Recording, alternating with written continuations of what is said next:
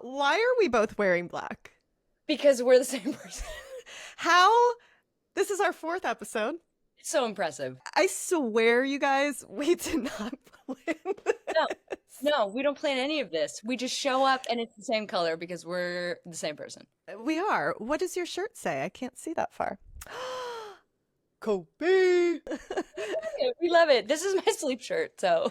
I love that. Listen, it's a podcast. We're in a book club, you know? Just trying to hang out, be relaxed, 100%. Doing the thing. How are you doing? What's going on? I'm doing so good. I'm so excited. We finished the book, which was depressing. We're going through a little bit of withdrawal, but luckily we're going to announce the new book that won the polls.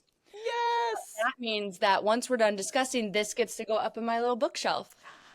I love that. I know. You know, it's so funny because I was thinking about it and this is so embarrassing. I have a ton of books just stacked in my closet that I've been wanting a bookcase for so long, ever since I moved in, which was almost 3 years ago. Still never got it. And so I've been walking around the house going, where's a good place for my bookcase? Because we're going to have a lot.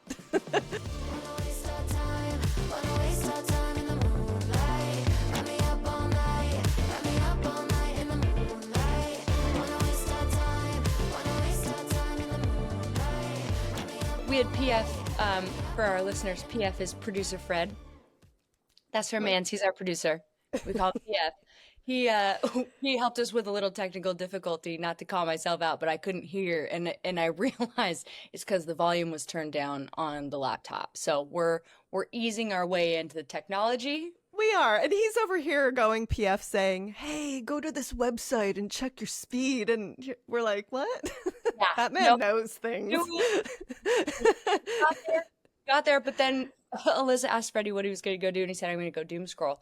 I've been doom scrolling bookshelf talk, like beautiful bookshelf. Like I'm just like daydreaming. I'm going to have a whole book room. Yes. A big house. Yes. I see these girls on TikTok who have the specific rooms lined with their books, and then they have that like cozy bed or couch or whatever it is right in the middle with the little lights on, the vibe, the mood. I go, I need that. And it's so funny because when you and I were discussing, you know, possible selections for June's book of the month, we were going through so many different books, and now my to be read list is so long. I don't know how I'm going to fit them all in because there's one that we had on the poll, which I will give you a spoiler alert. It didn't make it. Not one person voted for it. And it was my autobiography.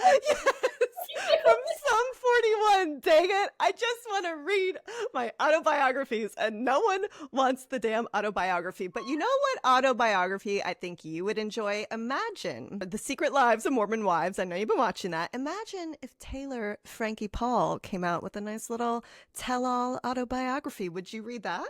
100%.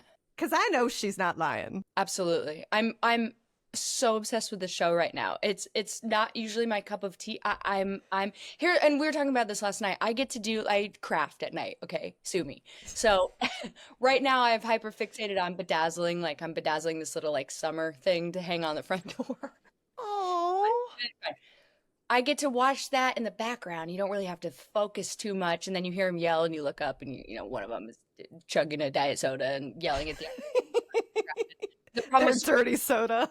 Yeah, at Swig, which we gotta go. We gotta go to Swig. We gotta. Yeah, I got one in Orlando, so you need to come here, girl. Yeah. There's one in Orlando? Are there more in Orlando? I don't know. I mean, maybe. Maybe it's just a hot environment and people are looking for their dirty pop. I don't know. I love it. What is a dirty pop? Do we know? So basically they'll mix a bunch of different sodas. Sometimes they'll put ice cream in it, but it's just kind of like, I guess, our Starbucks, you know? Is there sugar in it? Is it sugary soda or is it diet soda? Or is it both? I think it's both. And I'm noticing on their show, they keep pushing the brand Poppy. And I was like, that's a soda brand, right? It's like a new age soda. It's like a prebiotic. It's like 30 calories. Tastes relatively soda-y. Gotcha. Because they kept opening up the fridge and grabbing it out and going, man, this Poppy is so good. I'm like, product placement. Get the bag.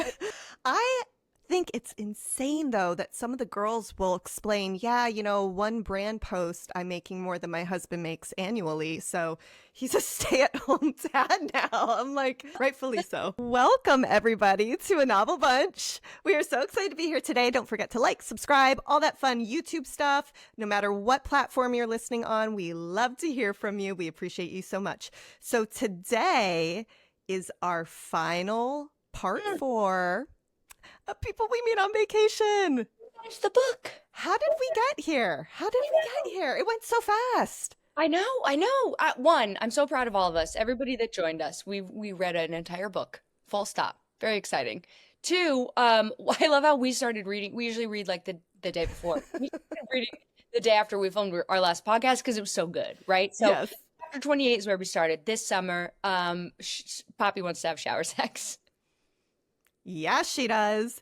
And it was so crazy because a while back, Alex had said to her, oh, I hate shower sex. The soap gets in your eyes and the dirt from the other person's body. And then you got to figure out, like, when were the tiles on the shower last cleaned? And all these things go through his head.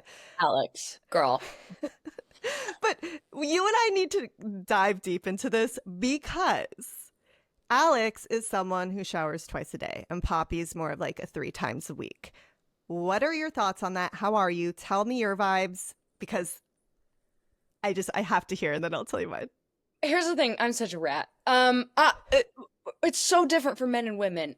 Most men in my life shower 2 times a day because they just hop in, hop out. They don't do like we have to shave, we have to shampoo, we have to blow dry, we have to. It's a whole. Plus, also, it's not good for our hair to wash it. I'll body wash every day, but I will wash my hair like every 3 days. Fair. Not that bad. No. Really not dirt monster. No, not at all. When I was reading it, I was thinking, I don't know if this is a guy thing. I think it's an OCD thing because I shower twice a day without fail. You're a big shower girl. But You wash your hair too, though? No. Okay. I have a nice little shower cap. That's what I call an everything shower.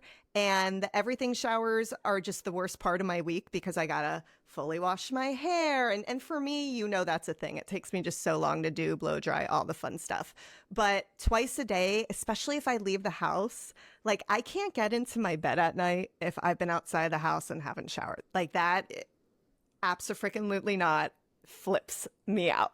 Have you seen those TikToks where the girl comes home, she's like, get ready with me to go to bed after a night out drinking, and then it cuts to the girl's like Hawaii, and it's like passed out with a McDonald's bag open on the couch. That's me. I'm not showering after I come back from a night out. I am passed out on the couch on somewhere in my house. It's crazy you say that because I am the girl who I come back, I take my makeup, I don't care Yeah. I don't care how I am. I know no matter what state of mind I'm in that shower is happening. And then 2, when Alex had this conversation with her saying, I wonder when those tiles were last cleaned. I literally think that when I'm at hotels, I'll get in the shower and I go, gosh, I wonder when they like last cleaned this. Like I'm a real gross. Like I bring Clorox wipes and wipe down the counters and everything. I'm wild because I just don't know. I don't trust it. Yeah. But I'm a germaphobe. God bless. God bless. There are all types of people in this world, right? We're very clean. I'm like, this will be good for my immune system to get some new germs introduced. So yeah, that's where we were at. And Poppy so badly was looking at Alex going, gosh, I want to shower, but I know how he feels, about this. And she just wanted to have that moment with him because this is the next morning after they finally got together. And she knew him though. So she's like, let him go ahead and shower. He would have been down. He seems like he would do anything for this girl. And as we continue to read, you really do see that, like, willing to change his ways because, he just loves her so much. And not in a bad way, but just willing not to compromise because that's not really compromise. But he's down to do stuff he hasn't done before, I feel, because it's for the woman he loves. So I think he would have been down that day.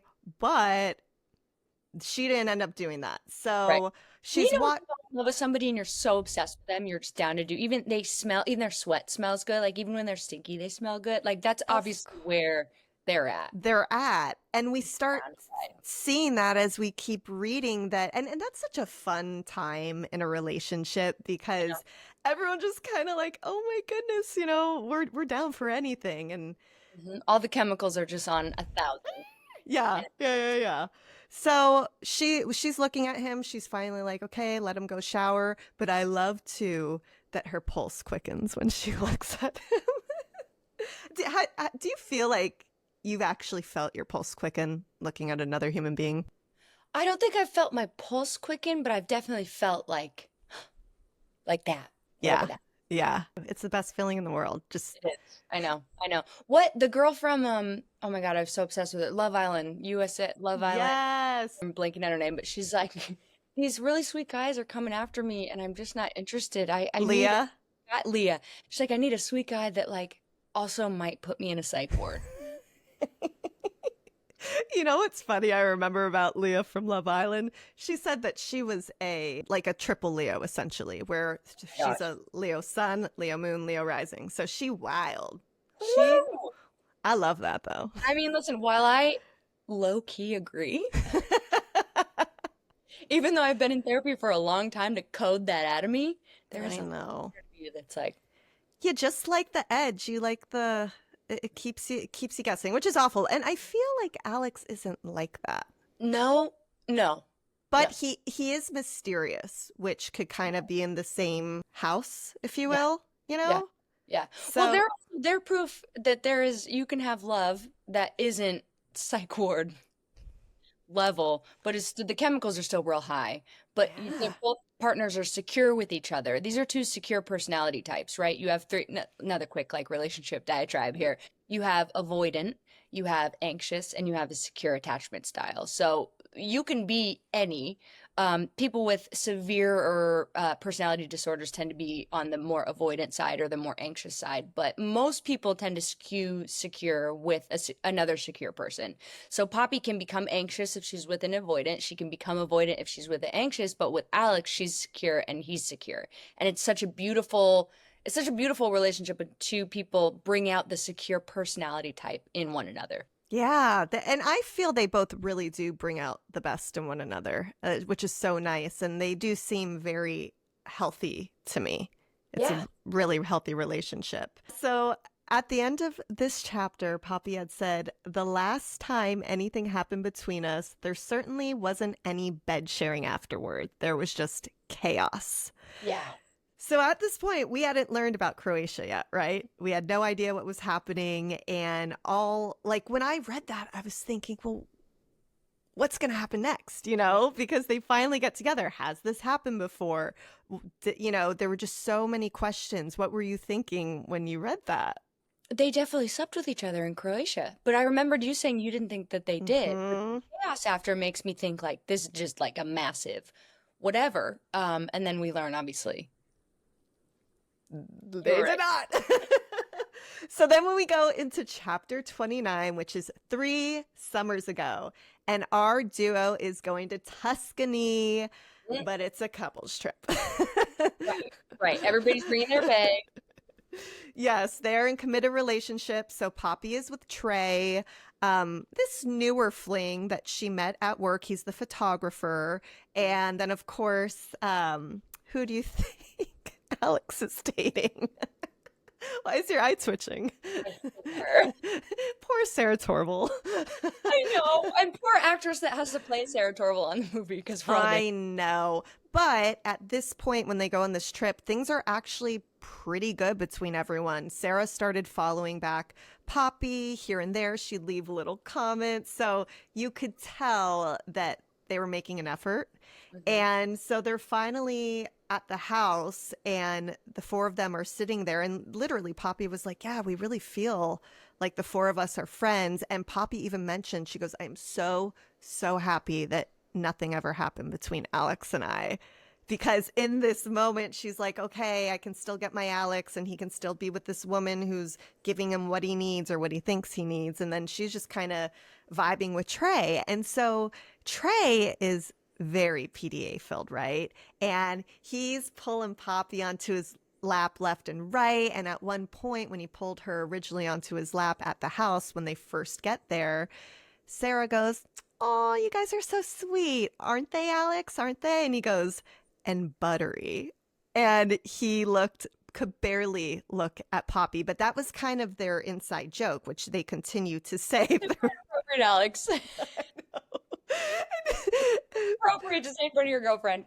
I know. And I feel like in that moment, I go, he is jealous. Because that comment, I feel he said on purpose to let Poppy know, like, hey, like, we still got history. Yeah. You know? Alex is the definition of if he wanted to, he would. Because he's not touchy-feely with Sarah. And with Poppy, he's incredibly touchy-feely. It's one of the, like, it's two right puzzle pieces. Yes. Thing.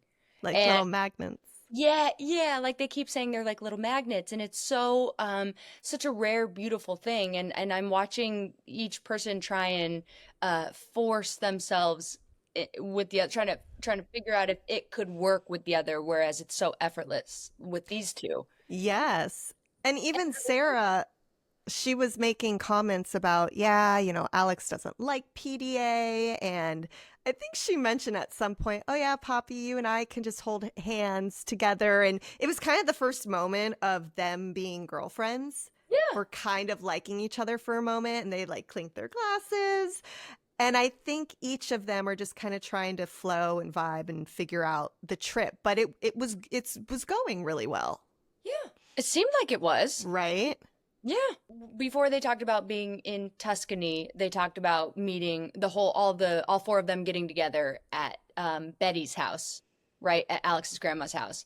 And Betty and Poppy are like washing dishes, and she asked Poppy if she's in love with Trey, and Poppy says no, or does she say yeah? I can't. No, I think she loves Trey, but she asks, "Do you love Trey the way you love Alex?" Thank you. Like you love Alex, and she says no. And Betty responds with, "I wish he knew that."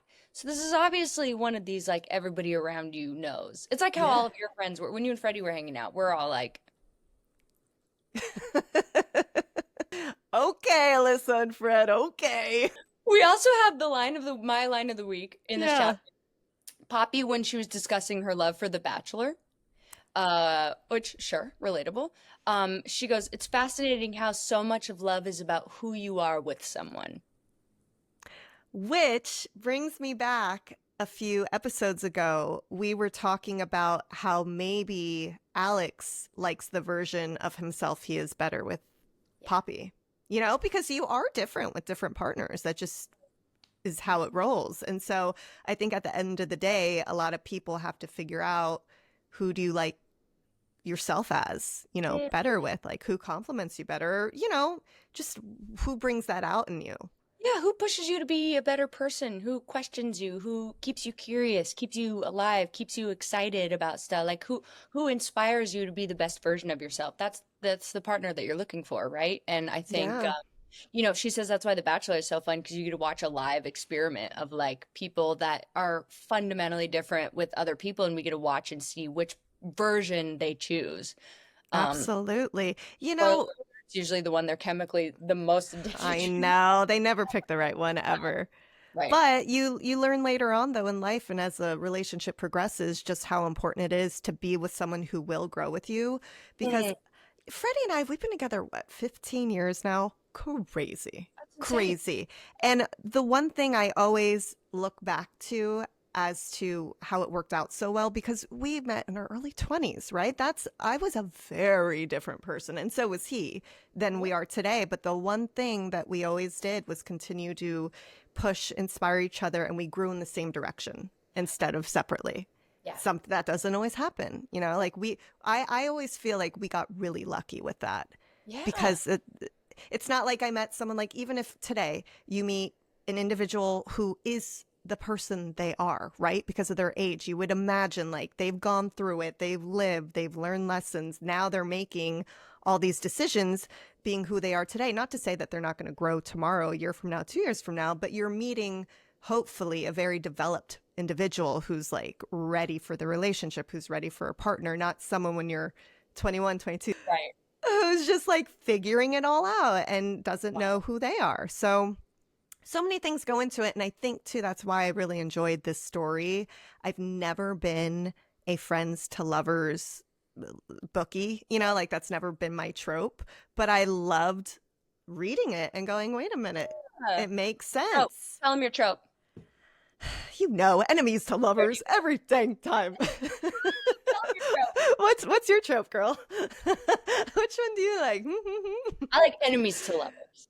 Yes, it's the best. It's Yeah. the Oh, it's the best. It's the best. My side piece. We joke that we have side piece books that we're reading.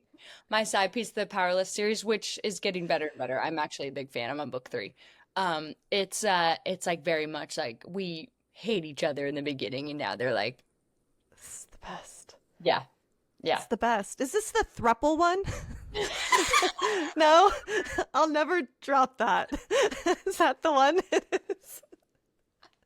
It is except it's they're not all like doing it together. It's like Right. two brothers, one is a king, one is his like enforcer, like the muscle, right? And the muscle falls in love with this girl, like they fall in love with each other, but the king I think also kind of loves her and like makes her go be a queen. But it's like she's like everybody has magical powers. I love it. Tell me more. She's an ordinary, and so like they've been banished from the kingdom, but she's like a Katniss Everdeen, circa Hunger Games ordinary, so she's like a baddie, and she's the king wants to marry her to bring ordinaries back to the land, but his enforcer is in love with it. It's like a whole thing. Whole world. I love that. You guys should have seen the list that we were going through of books that we wanted. We're like, they ain't ready for that yet. Well, and Paul showed as much. Our next book is super fun. We're super excited, but it is still very sweet and vanilla. So we'll work our way up. We're working. We're getting there. But I think People We Meet on a Vacation was a great start because there was a lot of build up to get them to where we finally were. Like, what was it, chapter 26, when it finally all exploded. But to wrap up this chapter, I am curious for you when it comes to PDA, right? You've got someone like Poppy and Trey, super PDA, and then you have Alex and Sarah who are not. What's your style and flavor with that? Are you someone who loves PDA? Do you shy away from it? Is it rude, as they said in the book? What do you think? I all I can think about is Tyler and Madison from Love on the Spectrum when they get Oh, make it out in front of her parents, and the dad's like, I think everyone was shocked at that one, but they were just vibing. They don't care. they're said, living their best I'm life. living God bless. Life is too short to not. I don't know. I think I err on the side of PDA, but not like I'm not gonna like make it out in front of people. That's right. I'm that one of my love languages is physical touch. So I'm very I appreciate that very much. Yes. No, I'm the exact same way. I love, love, love touch. And I feel so safe too holding my husband's hand when we're out, like just naturally him guiding me, whatever it is, like I feel more safe. And again, I'm not going to sit there and make out. Like sometimes when you go to Disney, there will be people in lines and they just sit and they're like making out. And you're like, They're usually like oh, 50. In high school, like the parents dropped them off hopefully, hopefully like, they're 15. But no, I mean, I do love that. If I'm at a restaurant, I love like a hand on my leg. I live for that kind of stuff. It just makes it makes my pulse quicken. Me too. Me too. And I'm very touchy. I'm very like I like to do all the things because Oh I just yeah. feel connected, Yeah. But we also, at the end of this chapter, Poppy had a pregnancy scare. She thought she, was pregnant, and it was just her up in the morning. We find out Alex is up as well. But he's about to go on his run. They take a test together. They cry in each other's arms. It was just such a sweet, and we obviously Alex's mom passed away during childbirth, so this is Mhm. very incredibly complex. Yeah. for both of them to go through together. I feel like it brought them even closer, but it made them both realize, like, uh-oh. We got feelings. Well, there was something that Poppy said. She goes, in the scene when she's crying, she goes, I can't keep doing this. And he says, doing what? And she goes, I don't know, needing you. Because they both kind of know they've got this place in their heart that's closed off for the other person. But if they're ever going to fully be with another individual, they have to open that piece of their heart up for the other individual, because it's so unfair to keep that blocked off. And so he starts crying to her. It's the first time she ever has seen him cry, and they just share this moment. And I felt low key too that he was so grateful it was negative, because he couldn't stand the idea of Poppy having another man's child, because he just loves her so much. And we learn he's always loved her. He's loved her for a long time, which we'll get into. But favorite scene of any book is like the big culmination of everything you've been waiting for, and the big in Akatar that we're gonna tackle at some point. Yes. My absolute favorite in book 2. Absolute favorite. And no, nothing is even close. But we are chapter 30. We're back to this summer. They are sleeping with each other in a new hotel, finally. Poppy was kind of getting one night stand vibes. And she's anxious, like she's not trying to be too needy or too anything. And so, but she's getting weird about it. And so they finally address it, albeit quite awkwardly. She says, you can go to the bachelor party alone if you want. You can go make out with hot desert broads. And he's like, stop it. Like, you're my hot desert broad, right? Yeah. They go at it a little bit again, which is very exciting. But then is when we finally realize that he's wanted her for such a long time, and that this is a very mutual thing. They go to the bachelor party. I so love Alex's brother and his partner. David. I love the dad in his oversized big gray suit, circa like 90s basketball draft, with his massive rainbow pants. I mean, it's just everything is so great. I love it, and they're just holding hands and making out and doing all kinds of PDA all over the party. And my cold, dark heart grew 2 sizes that day.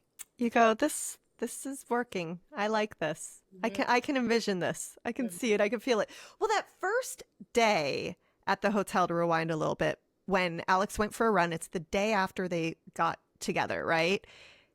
He left her a note because he went for a run, and the note was very basic. It wasn't like, oh, I can't wait to meet you and see you. It was just, went for a run, see you there, or whatever.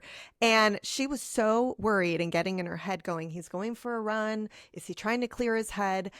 Because for someone who does that when they run, like I run for for so many reasons, but sometimes, if you're in a mood, you're like, I'm just going to go clear my head. Yeah. So when I read that, I was kind of stressing out for her, because I was like, oh God, like why what's happening? I was curious if you had any thoughts, or if the day at the pool, I was stressed out the whole time waiting for him to come back. Because even when he got to the pool, it was just kind of friendly. So So what would you have done if you were in her shoes at that point? What would you be thinking? I totally would have tried to be the cool girl too, like reading my book by the pool. Oh, hi. And eat desert broads. Yeah, I thought desert broad. I would be trying to be the cool girl at the time, but I would have been like, in my head, like, oh my God. I love a note, though. I love a note. Leave me a note. If you have to leave, I'll leave you a note. I love a note. So the note in general was sweet to me. I didn't read too much into it, that it wasn't like gushy. I mean, they just slept with each other. So. Right. Honestly, if he had been, hey, baby, I went on a run, and I would have been like, oh. Too much. Yeah, too. So I was fine with it. I was fine with that progression. What about you? You're like, no, I was fine with it too, but I was a little stressed out thinking, oh my gosh, is he going to change his mind? I don't know. I was a little nervous for her in that moment. But then also too, I was like, girl, like, it's all going to work out. Like, once he came back and they started talking, and then when they finally go to the party, he grabs her hand, which is the biggest moment, right? Because we just read that he never was into PDA, but Poppy knows him so well and was like, are you holding my hand because you want to? And he's like, well, you're what I want. I was like, oh my God. Don't do this to me, Emily Henry. So everything's going amazing. They're having the best time ever at the party. And then they run into David, and I guess Alex had to go play some game, how well they knew the groom. So he goes over to this table, and she's left alone with David. And I'm curious your thoughts on this, because he starts spilling the tea to Poppy about Sarah Torval, how he thought they were going to get married, how Alex bought a ring, and he kind of just kept going on. And I always really liked David, and I don't think there was anything malicious. No. But I kind of was like, bro, stop talking. Like, I really was getting very upset. I'm like, zip it. Let Alex tell her. What do you think about that? Did you feel anything of that nature? Or I mean, I have empathy for David. He's drunk at his bachelor party before his wedding, so he's just wilding, word vomiting. I've been there, where you're like divulging something you think is sweet, like, oh God, he had a ring. We didn't like her, but we love you. Like, yeah. that is good, but then you step back and you go, oh, that's not a good thing to tell somebody. Well, he doesn't know how long they've been, he doesn't have any idea. So I see why she was affected by it, but I don't know. Poor David's just trying to have fun on his. I know. I just want him to zip it. I'm like, walk away, David. I literally was getting so annoyed. But finally, David leaves, and Alex is like, what did I do wrong? Because he keeps trying to get close with her. Yeah. And he even said to her too, he was like, there may be one day when I'm not going to want to be all over you, but today is not the day, you know? So they leave, and I was just like, oh gosh, what now? What's going to happen now? I know. And the chapter starts anew. So now we're at 31, and Poppy's whiling, right? She asks if he was going to propose to Sarah, if it's because of her that he's not married with kids, and we're not really sure what's going to come from this. And then all of a sudden he says, yeah, hell yeah, it's your fault that I'm not married with kids. It's not your fault, but it's I love you. Yeah. And you're all I think about. And everybody I've ever been with, aka Sarah, feels that and doesn't want to compete with you. We find out in this chapter that he's wanted her since Buck. And if you guys don't remember, Buck was the kiss when their water raft guide, and he kicked her out. He kicked her right out of that house when she didn't want to do anything more. But that was a long time ago. Yeah. How many summers do you think? Maybe 8? 6 or 7 summers? Yeah. Or longer, I think. But we also find out, she goes, oh, you remembered. And he goes, Poppy, I remember everything. So remember when we were talking about, he keeps going, oh yeah, I don't really remember that. And you're like, what, do you believe him? And I was like, he's playing games. He remembers. Yeah. And he did. He remembers everything. All of it. I wonder why he did that. Maybe just to play it cool. Yeah, be cool. Okay. Yeah. That kind of was a shorter chapter, right? Then we fast forward to chapter 32, which is this summer. We're at the rehearsal dinner now. I have a runner-up line of the week. It's when Poppy said, maybe things can always get better between people who want to do a good job loving each other. Ooh. Such a good line. Good. Like we've talked about before, being in love is a choice. You don't choose who you're attracted to. You don't choose who you connect with. But I think you choose every day to continue to make something work with another person. Oh my gosh, that made my heart flutter. I loved it so much. And then Poppy, she starts talking about the magic of vacations, because sometimes if you went to go live somewhere, it's not going to be the same as being on vacation. And that life-altering 7 days you spend somewhere as a guest, letting a place into your heart fully, letting it change you. It reminds me of my favorite quote by a poet, Pico Ayer, I believe is how you say his name. And he said, if travel is like love, it is in the end, mostly because it's a heightened state of awareness in which we are mindful, receptive, undimmed by familiarity, and ready to be transformed. That is why the best trips, like the best love affairs, never really end. Do you think you've ever had a trip that did that to you, that really transformed you, that you look back to it and you go, wow, that was the trip of my life? Um, I've traveled to some really cool places. I don't think I've ever left a place being fully transformed, but I remember one time I did a impromptu trip to Qatar, and Oh, the person I was dating was on the basketball team there, and it was the most incredible place. Just a really gorgeous, very complex country. And then you go online and you Google, and like there are all these people that are like, be careful, it's really dangerous, you got to do this, this, and this, and you freak yourself out and you get scared. Then you go there and it's beautiful, you know, yeah. different types of laws, and you want to respect the culture, and you don't show any skin, and so you want to make sure you're prepared, but you always scare yourself before you travel, and then when you get there it's like, I don't know why I was so scared, this is so fun. And that's why I wish everybody traveled, because it forces you out of your comfort zone. You're wide-eyed because you are not familiar with anywhere that you are exploring. And yeah, so I would say probably that trip was the most, probably the biggest difference in culture that I've ever experienced in a long Wow. That's always so fun to experience, though, and see, Yeah. just how other parts of the world live. When we went to Koh Samui, I want to say it was maybe 7 or 8 years ago, and that's in Thailand. Funny enough, that is where they filmed White Lotus the Yes. last season. Yes. And we got to go just to all the temples and just see everything, which was absolutely mind blowing. I remember leaving there going, wow, it was the first moment in my life where I go, I really, really want to travel because there's so much more that I can't even fathom that's out there, Yeah. to So live and exist and just see how the world lives. How it was mind blowing to me. And ever since then, I haven't gone anywhere as great, but one day I will. yes, yes. They say the only problem with traveling is, one, it's tough to do alone as a woman, Hmm. and two, it's expensive.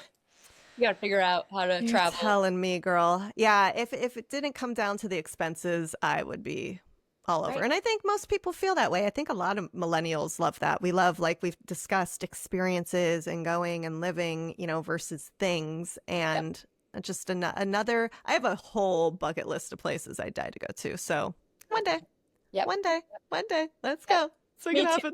happen.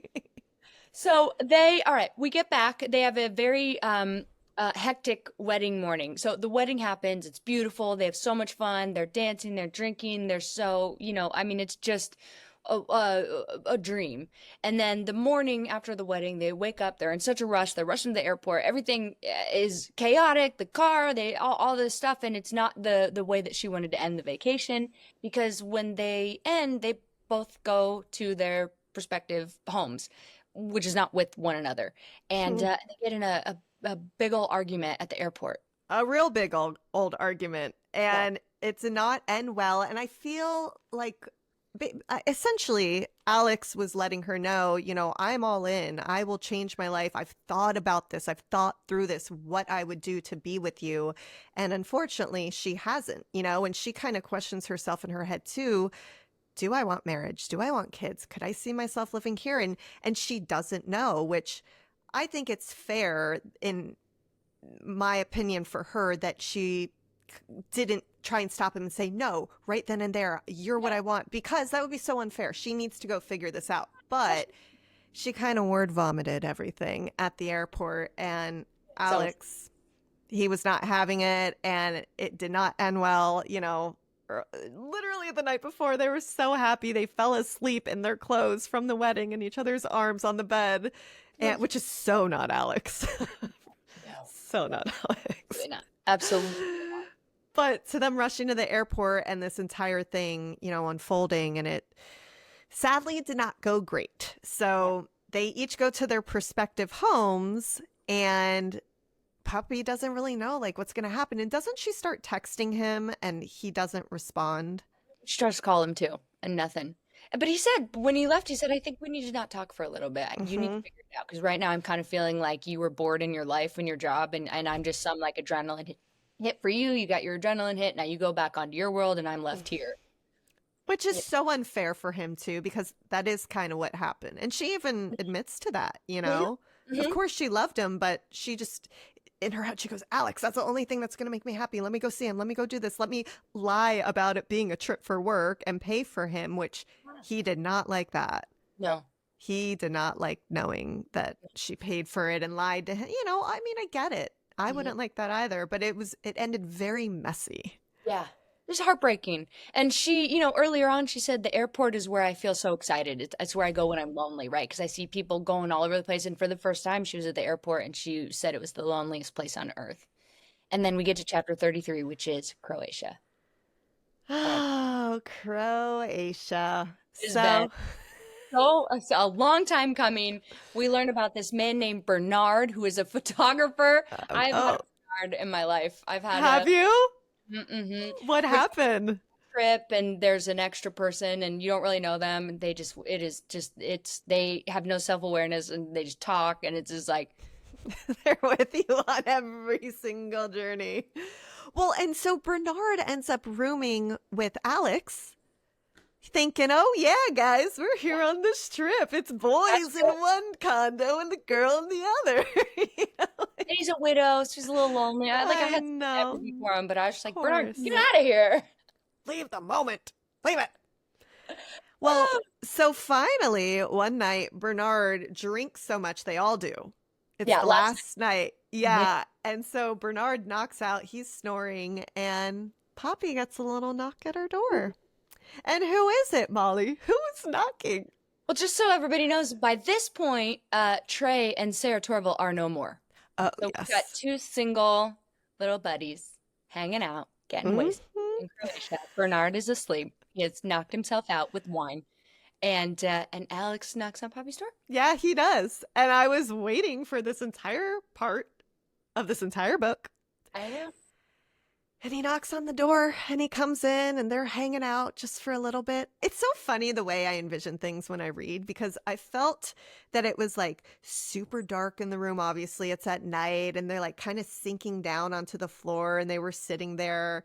And then all of a sudden they're kissing and like they just like go into it. It wasn't I was just like, oh, yeah. You didn't miss any time here, Emily. Like it just hit. Right. And Poppy wants more. And so she proceeds to do so. And he's like, wait a minute. We shouldn't be doing this. He made a comment essentially of it shouldn't be happening like this because they were drunk. Which obviously showed he had been heard, I don't want to do this. Yeah.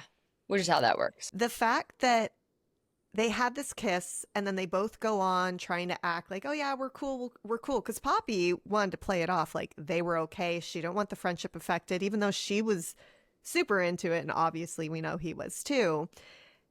They, however, go on for 2 years not to speak. Because I think at this point, Alex, I think he was in his feels about it. And he's kind of like, I can't with this. I love this woman so much. And I can't just carry on acting like nothing happened. Yeah. Do you think it was a little dramatic that because of one kiss, they didn't talk for 2 years? Yeah. Because that was my biggest issue with the entire book. Yeah. If I have to be completely frank. I don't believe. 2 years? 2 years? I could see 6 months. 2 years is crazy. Unless they start dating somebody else and they just, you know, friendships and all kinds of things die. But that was the only thing that I didn't like.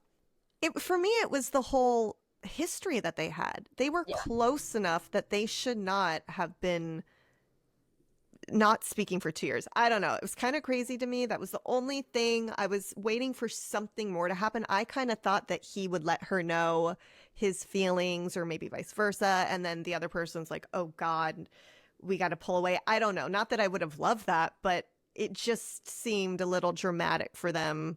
Yeah. For 2 years, especially Poppy. If I were her, it's like, come on, go see him, do something, right? I know. And then we go back to chapter 34, which is this summer. And Poppy's back in New York, right? She's struggling. She doesn't really know what she wants. She did say it would feel humiliating to admit that I feel exactly like the incapable, lost, melancholy stereotype of a millennial that the world is so fond of raging against. Yeah. What a bar. What a bar, girl. It's been a tough go for millennials, man. There's been a lot of trauma that our generation has gone through, and yet Yeah. we're with student debt and no homes. And they still blame us too. Like it's our I know, fault. You guys don't work hard enough. Meanwhile, like 3 side hustles later and a full-time job, 8 to 5, people are like, I still can't buy a house. right, right. It's like, hey, Bernard, you bought your home for $150, all right, in '86. Relax, okay? It's worth 2.6 now. None of us can afford that shit. Hashtag Freddie. I was waiting. Yeah, We my gotta get Jeff husband in loves here that for some content. sake. We gotta have a show with him. We need special guest star PF, producer Fred. 100%. 100%. So Poppy goes to therapy, Yep. try to figure your life out, which I love. We love a therapy moment. Therapy's the best thing I've ever done. I can't remember who described it. God, I want to say it was like Vic Mensa or something, a rapper that I love. They said having a therapist is like being in the boxing ring of life. And then once the round is done, you go and sit down and you have your coach come up here and say everything that they've seen. And then they tell you Ooh. or tell you what you need to be aware of, and then you get back into the fight, and then you sit back down. Like that's what a therapist is like they don't tell you, they're not supposed to tell you what to do. They're not supposed to you know influence like big time decisions. They just kind of hold a mirror up and like, do you like what you see? And Hmm. sometimes you do and sometimes you don't, and then you just stay consistent with it, and throughout the years you really learn who you are and what your triggers are, and you have a sounding board to talk to. Yep. um, that is a third party, not invested in any way other than doing their job correctly, which is to help you grow. So Poppy goes, she's doing therapy. She's trying, and the irony of it too is that her therapist, so Swapna, her boss, says, "Hey Poppy, girl, let's go get a coffee. Let's leave the office." And we're kind of like, "Oh gosh, can't be good." And Yep. Swapna, her boss, says, "Look, like I really think you got to figure out what you want to do. I've been mentoring you, and if this will help." And she hands her a card, and the therapist on the card is her friend's mom, who we heard about earlier in the story. Okay, do you think would be an ethical, like, I don't think her mom would ethically be able to see her, but we'll just skip No. past it. I thought the same thing. I was like, first of all, I wouldn't even want to go to someone who knew me. It just that No, I'm no. not going to somebody's mom. I'm not going to, sorry. Sorry, because we're going to dive into some stuff and I just don't want to I just don't trust it. We'll skip past that one. What was cool though is Poppy goes, my only hope for figuring this out is to stay and sit in the discomfort, which is in my opinion, the hardest thing to do. That's why we have so many ways to distract ourselves. We have alcohol, we have crafts, we have drugs, we have sex, we have sugar, we have all different kinds of ways to not sit in our discomfort. But that's Yep. the only way that you can get through the things that have affected you along the way. I remember I was so intellectually able to understand my mom passing, but I never really like sat with the feeling of it because I was too busy making sure everybody was okay. And so I Hmm. didn't really sit with the feeling of it for like 10 years. Yeah. Wow. But it sits there. It sits there in the body and it affects you in different ways. And so that's the point of a therapist, right? Is that it may take 10 years before you really are able to emotionally digest what happened. But one of the things my therapist talks about is we have two brains. We have the intellectual brain and we have the emotional brain. And so my intellectual brain, I'm a master at intellectually understanding things. I don't always let myself feel the things, right? Even though I am very emotional, I'm able to get away with that as a distraction for me not actually digesting the trauma of it. Very Mm. tricky thing my brain does. Now, when it comes to, say, conflict in life, if you're in a fight with someone, how do you handle that? Is that something where you're okay just chilling and sitting in it, like you're saying, or are you someone who likes to fix it quickly? How do you feel? What I've learned about myself is I gotta go take 15 minutes. Hmm. My amygdala gets lit up. And I want to say it's an amygdala. Someday we'll have to have add a fact check because I've been spitting out a few things that have not been true. Case in point, it is not Monica Barbaro who is in this movie, who is actually dating Andrew Garfield and was in the Bob Dylan. It's Emily Bader, who looks very similar, but no affiliation. But I said that shit with my chest. Like, Oh, you were like, this is who Andrew Garfield's dating?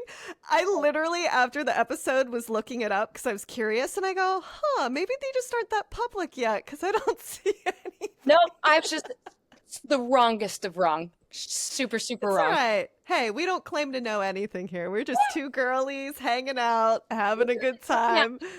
But when you get triggered, when you're upset and I believe it's your amygdala that lights up, 80% of your executive functioning goes out the window.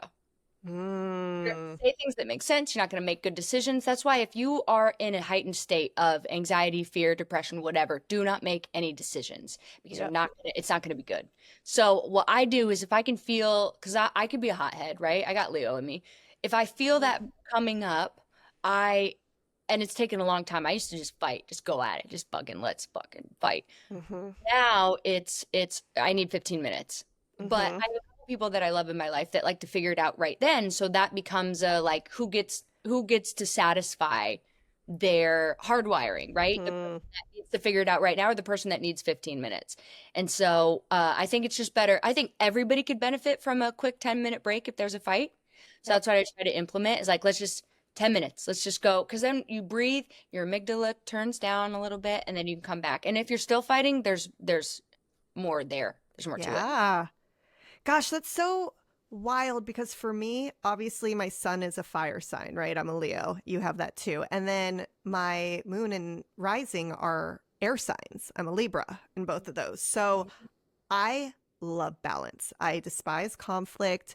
I just like easy breezy, cool things, just like very go with the flow. But there is a fire in me. So if I'm ever in an argument, there are things like I can feel it boiling, but there's a side of me with the balance and the peacekeeping that is exactly what you said. I have to step away. I will never respond when I'm emotional because I know it's going to be wild. It's not going to, and I know that I need to sit and let those emotions simmer down before I can make a thoughtful, reaction to it. So in that sense, I absolutely step away, but I am someone who it does not sit well with me when there's conflict. If I know someone's upset or if something isn't okay, I'm just like, I need to fix this, like I hate it. You're upset. I'm on it. I'm all over it. I apologize. I beat myself up as a whole, but if I'm upset, that's how I handle. So yeah, isn't that interesting? I love it. That's so important though for people to know about one another, just in any relationship. Know your personality type, know your attachment type, know how you handle conflict. Those are the 3 things that you should really know about yourself before you try and get in a relationship with somebody. Because it's just going to make your life a lot easier. Yeah.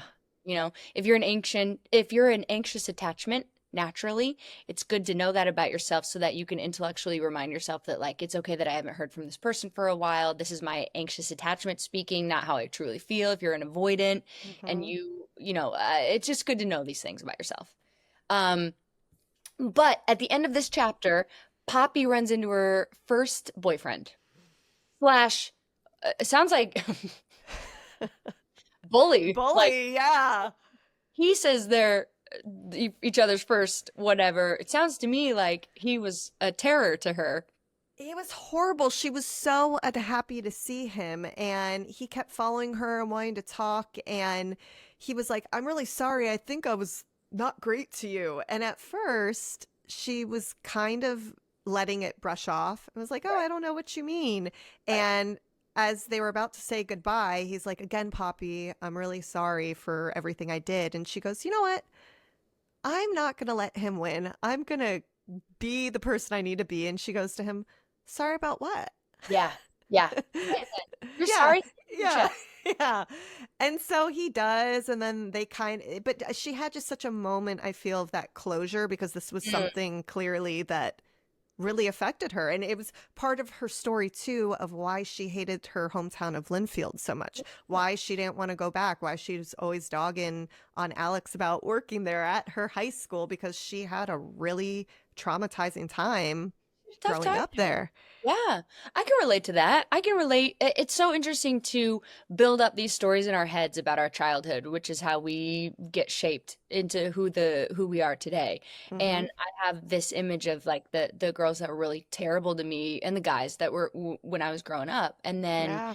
you run into them later at like a reunion or something, and it's you realize like, oh, they're just humans too. They were just doing Hmm. the best that they could, and they were mean because they were unhappy with themselves or unhappy at home or whatever. It was never really about you. And I think that Yep. that's a really beautiful moment that he gave her, unintentionally. Is like, oh, you were. He's like, it was that was all me. That was all my bullshit. And I'm sorry that I picked you to absorb it all.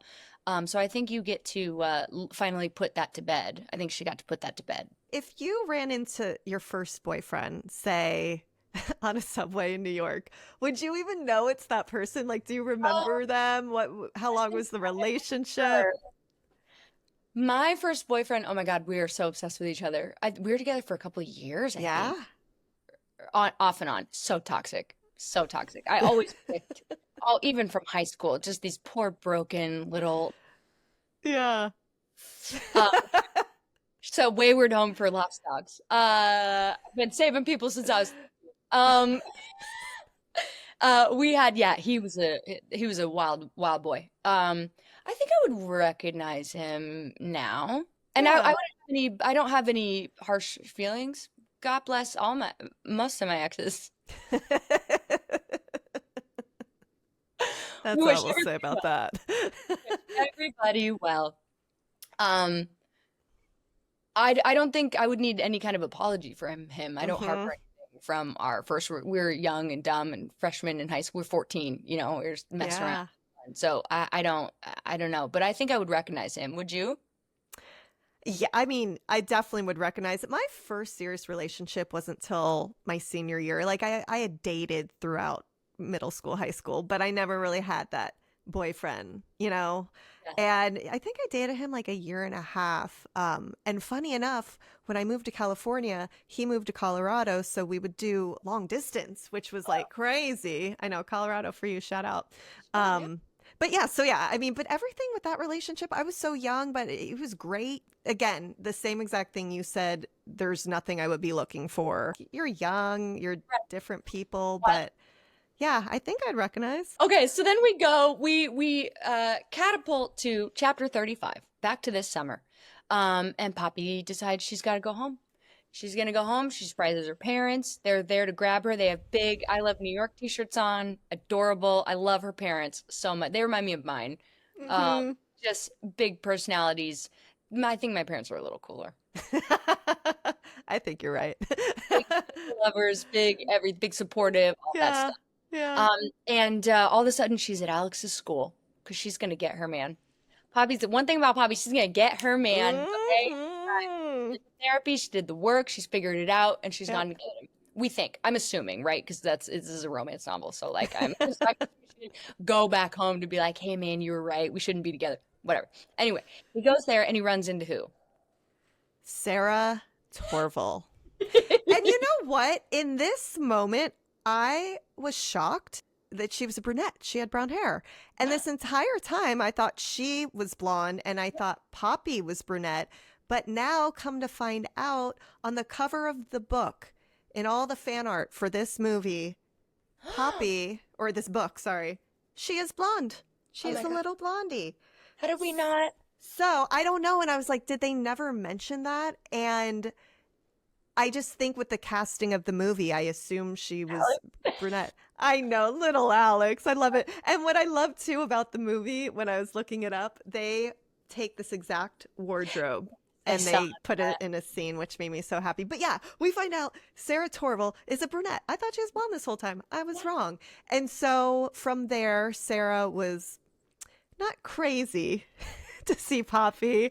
And eventually, Sarah was like, yeah, well, it's a good thing that he's going to be off the market with you because it's not fair for him to be with anyone else. It was kind of her way of saying, F you. yeah, I was always respectfully. by the time we were together. It also gives you a little more empathy for Sarah, who had issues and wouldn't follow her. And now you see why, because she was trying to fall in love with somebody who was very clearly in love with somebody else. And I Yeah. Anybody. What a burden. No, and I actually really started liking Sarah at this point because she could have just turned around and walked away, but instead she was like, well, at first she told Poppy, yeah, I think Alex is out of town for the weekend now. He's Yeah. gone, he's not here.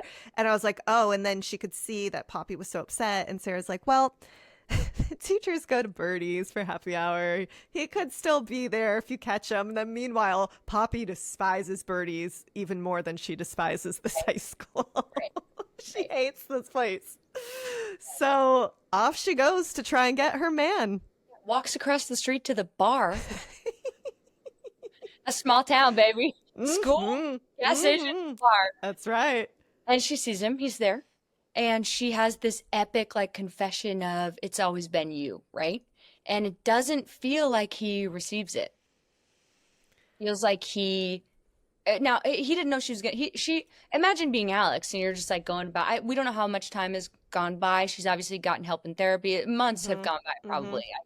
He hasn't returned any of her phone calls, so they haven't spoken. Then all of a sudden he looks up and she's, I mean, what a gesture. She's there and he's there at a table with teachers, you know, your coworkers. Imagine you're with your coworkers and this person that you're madly in love with, who you broke it off with, shows up and confesses their love in front of everyone you work with. And you know, they're halfway listening, even though they're kind of like pretending, oh yeah, I'm not listening. There's one clip where like somebody was just blatantly staring at him. Like, I would have been like, I'm like, tell me everything.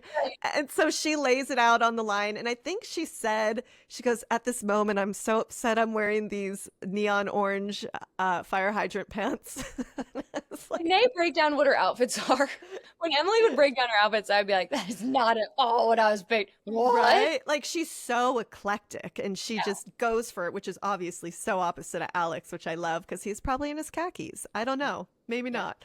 But so she declares her love and he's not receiving it. And she walks out. And I think she turns back to him before she leaves. And she says one other thing. And then like, what happens? You or whatever. Like, I don't know, whatever. And then she leaves. And then we start the last chapter of the book, which is chapter 36. And she is walking to her car. She's sobbing, like ugly cry. It's like snotty. We've all been there. The sun's hitting her. She's in this hot parking lot. Just devastating moment, really. The worst. And Alex kind of confesses he is so afraid to love somebody this profoundly and this deeply and this truly. And I understand this from a psychological point of view, because one of my hiccups that I've learned in therapy is my inability to really let somebody in all the way, because if I do, you now have the power to hurt me the same way I was hurt when I lost my mom. They're connected. They're very much connected. The pain you feel when you lose a parent is unlike anything. Yeah. And so when you're trying to pick a partner, for a long time I would pick maybe not the most emotionally available people, because then I know that we won't be like, you won't be able to hurt me the way that hurt me, because you're not even really emotionally available. And I'm picking those types of people. That's so eye-opening. Shout out there. I would never have known that. I would have just thought, like, I just picked these guys that, like, no, charismatic and lovely, and but then just crash and burn, and what am I doing? And it's like, because your brain is trying to protect you from finding somebody that you could have real, true intimacy. Yep. Gosh, the brain is a crazy, crazy, fascinating place to be. Well, so Alex comes out, though, and he follows her back, and he's like, Poppy, and didn't he say to her too, like, hey, I've been in therapy too, and he's like, I'm afraid to be happy. And I was like, don't do this to me. Don't do this to me right now. And they did it to me, Emily Henry. You did it to me. She hit it out of the park, and they, then we have a little flash forward. They're together in New York City. They're living their best lives, and they bring out the best versions of each other. And gosh, it was just, she was like, every time I come home with him, it's like I just get to be with my best friend, and what a gift.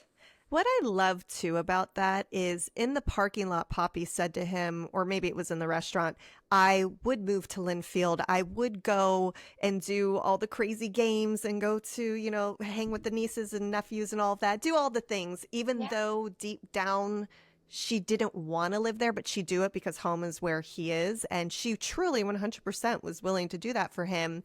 But he loves her so much. And I feel like he knows that she needs the city. And I think he likes the city too. I don't think he's Yeah. opposed, but leaving his home was probably a lot. But I think he's like, look, this is good for growth. This is where our Yeah. home's going to be. And they moved there together and he got a job. And she even mentioned and she was starting her blog now too. People We Meet in New York is what it was called. I'm like, get out of here. I can't, I can't, I can't, I can't. But she was explaining that they were living the life of just, normalcy where they don't even see each other, certain times because of obviously their jobs, but it's just those moments of being at home, being together. And then they went and played like tourist, which is so cute in the city of New York. They're out and hanging out and pretending to be tourists, just like what they would do. And they still take all their trips. And this book really affected me. I feel like for a solid week after I know I, you hurting. I You were go, hurting. I need more. And so I have a little surprise for you. So, I was looking around as I do. I need more information. Are there any videos? Are there any cameos? Anything that could have happened? And do you know Emily Henry in her book Beach Read in the extended epilogue had a cameo of Poppy and Alex and a glimpse into their world of where they're at today. And I don't know if you want to hear it. It's very tiny, but I would be happy to share it with you. Give it to us. I was like, I need more, Emily, and I love it. I found it. Okay, so they're at an airport right now, right? There's this other couple and they're all snowed in, they're waiting at a layover, and this is what happened. I follow his gaze to the only people in the store aside from the cashier, a short woman with absolutely chaotic blonde hair. This is Poppy. We never got this before. Chaotic blonde hair and sparkly red cowboy boots is holding the microphone attached to a karaoke machine and tapping it, saying, testing, testing, 1, 2, 3, loudly enough that she might as well be doing a stand-up set inside the restaurant. She clears her throat as the first notes of Mariah Carey's All I Want for Christmas Is You begin to play and shouts, "This one's for you, Alex." I know. A few feet behind her, a tall, sandy-haired man who looks like he just stepped out of a Dockers catalog is trying to melt into a shelf full of electronic fitness gear, or possibly hoping the whole shelf topples over and he meets with a swift death. She's singing along in the microphone at the top of her lungs with what appears to be a somewhat rehearsed dance routine. Her companion has gone beet red, but he's also fighting a smile. Siblings? Gus asks me, starting up our game again. As the blonde woman shimmies closer to the man, his grin widens, but he's also literally covering his face with his arms like he's found himself in a sexier version of Alfred Hitchcock's The Birds. And he's not sure what to do about it. Okay, not siblings, Gus corrects himself as the woman turns and wraps her arm up around the man, Alex she called him, his neck. Co-workers stranded by the blizzard? Mortal enemies. I snort. Gus looks at me, his mouth hitching up one side, a sexy evil smile if ever there was one. What? Those people, I say, are completely in love. So that was the big part of it. Basically, after that, she will come out onto the stage, Poppy, and goes, "Everyone, this is the hottest man in the world and the love of my life, Alex Nielsen." And it's just so sweet because it goes to show that they're doing everything they would be doing. They're exactly who they are. Yep. She's being wild and crazy, and he's like, "Oh my gosh, what Yep. is my girl doing?" I love it. I love it. It reminds me of you and Freddie. He's like, "What are we doing?" I'm like, "Come on, honey. We're having fun." Yes, yes. This is very much you and Freddie coded, and I'm here for it. I love it. Bravo. Bravo, Emily Henry. So I gotta know, what are your final thoughts? If you were gonna rate this book, let's say 1 star to 5 stars, what would you rate it? What are your overall ending thoughts? I'm gonna go 3.5 stars. Okay. Yeah, And tell me.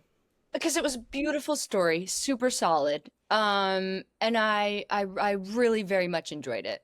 I think maybe I have a harder time with standalone series. Like I want Mm. part two and part three. Like I want the whole series. So maybe that's why I docked it a little bit. Yeah, no, I love that too because I want more too. You saw me. I'm Yeah. searching the internet. Give me more Alex and Love it. Poppy. I love it. I know we were also looking for like clips from movie filming. I know. And we found a few. We We did found a find a few, few. We which found I a few. love that. I I feel know. like I would give this for me 4 stars. And my reasoning is because I'm still thinking about the story, Yeah. over a week later. And for me, that's something that I don't always do. But I was Mhm. just so affected by their relationship. I love that. But I would have loved more dialogue. I'm a really big Yeah. dialogue girl. I Yeah. love to hear the emotions and the feelings and what they're feeling, what's going on. I would have loved his point of view too, but maybe that's another book or they could have swapped that. Hmm. Um, and also the whole 2 year fallout from Croatia. I don't think that would have happened. Like that, those were my only things that Yeah. bothered me, I guess you could say. But she's a phenomenal writer. I love the story. And I want to read. She's got quite a few books out. We'll throw a couple more on our list for people to choose from. Yes. Yeah. So, well, going into the next book, right? Our pick of the month for June, Yes. we asked, you guys voted. Molly Burnett, what is our June book of the month? Our June book of the month is voted by you guys. Summer in the City by Alex. New York Times best-selling author, pure steamy fun and the perfect summer read. Here we go. Tomorrow's the last day of summer, I say as he joins me at the edge. He's tense, but his hand is soft against my spine.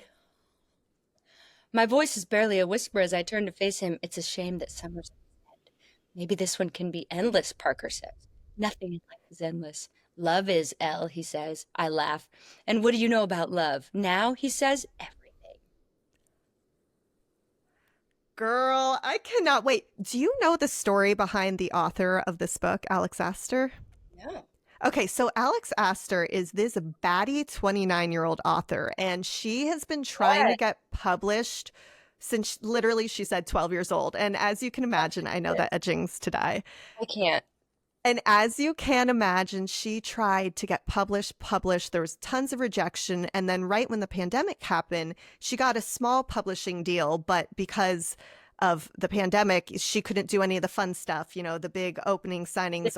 It was Yeah. marketing. Yeah, none of it. So she ends up getting creative because she had pitched this passion project around and she was getting rejection after rejection. So she goes to TikTok and she makes a video saying, hey, would you guys read this story? And basically, every 100 years on this magical island, 6 rulers from different realms have to come and fight to protect. I guess there's a curse that's on all the realms, it'll destroy them.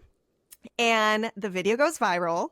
I'm in. And a month later, she's still, sharing her entire journey. But a month later, she's like, because of the proof of concept of all of you, we are getting published. And this one, I believe, is a trilogy. And so she keeps sharing her journey online. And because of that, a production company sees this story and they go, we want to make this into a movie. So the producers of Twilight are the ones that are doing it, which was always her dream, which I just absolutely die for and love that for her. And Was so she a Wattpad Twilight writer? Like the 50 Shades of Grey woman was? she very well could have been, which shout out to Wattpad. I love Wattpad. I am on there all the time reading, so don't even say a word. Those stories are so good.